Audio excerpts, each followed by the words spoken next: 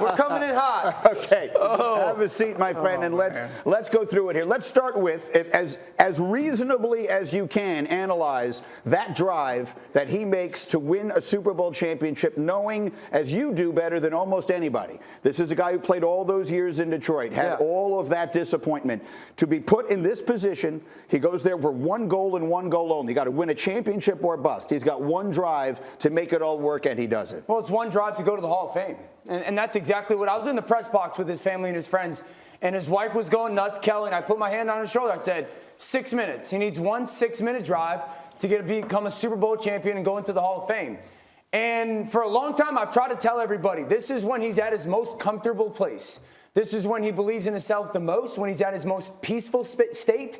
And, you know, in the moment, he just believes that he is going to, and Nick, when you guys were reading the highlight, you said, how do you make that no-look throw? Dude, he's done that 150 times. It just has never been looked at because it happened in Detroit and it wasn't for the Super Bowl. That was just another Sunday afternoon for him. Candidly, it was just another Sunday afternoon for him. It's just the stakes were at their absolute highest. So let me ask you a variety of questions that I think a lot of fans who didn't play the game at the highest level as you guys did would have about. Let's start with that last drive. We were going to start with Aaron Donald. We didn't think Dan was going to make it so quickly. We are delighted that you did. We'll get to Donald, but let's go to that last drive because early in the game, Cooper Kupp was a factor, and then it felt like he disappeared. And as I'm watching the game, I'm thinking, whatever they're doing on Kupp, it is working like crazy. And then on that final drive, you see the numbers. 4 for 4, has the touchdown. And that doesn't even include the one that he caught that gets called back and some of the other moments he draws the interference. Why was Kupp so effective on that final drive when it felt they had done such a good job shutting him down? Well, I think it's because they were not effective in man coverage. So they were forced to play a lot of cover 3 in that final drive, some cover 4. And because Cooper Kupp's ability to play in the slot, play on either side, you can't really customize the coverage to take him away. You're playing zone.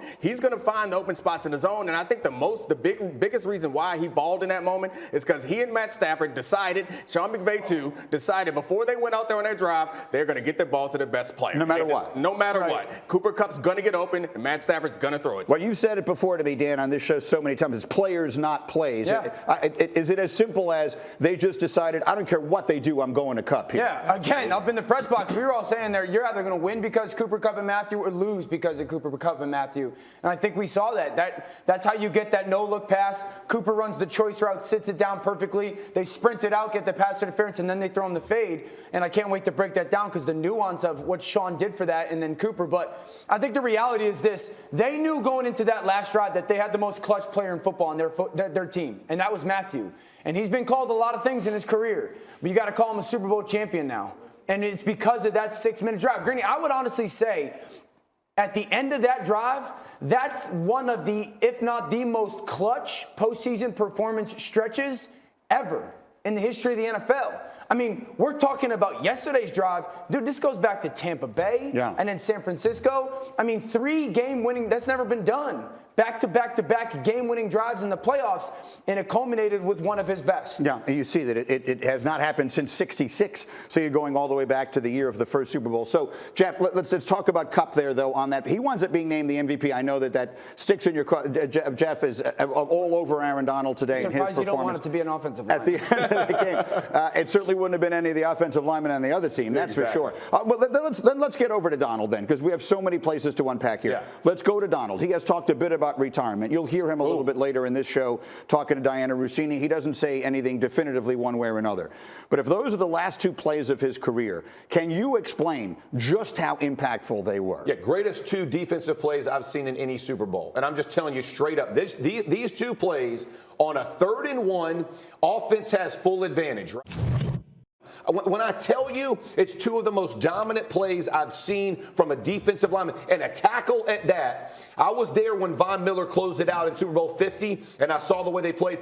There's nothing that compares to those 2 plays, because when it all mattered most, and by the way, to Dan's point, he did it last week, y'all. This ain't the first week he did it either. He's shutting freaking games down, right? He is shutting games down, and it's that type of closing that makes him literally the greatest player on the field last night, and it showed. That 3rd third down sack, too, when they were in the red zone. Yep. Forced them to kick Third the and field three. goal. After the interception. He made so many big plays last night. And we're going to talk about, again, what we're going to remember is that offensive drive. Stafford and Kupp. We're going to talk about that for the next, 10 years. Yeah. We're not going to talk about the plays that Aaron Donald made on his last drive. Those plays are just as important. Yes. If they go down and kick that field goal, we're in overtime. They go score a touchdown, we're winning. The same thing, the same pressure that was on Stafford and on Kupp to go score on that other drive, that pressure was on this defense to get a stop, and this man did it back-to-back 3rd and 1 and 4th and 1, damn near by himself. Thank you for watching ESPN on YouTube. For live streaming sports and premium content, subscribe to ESPN+.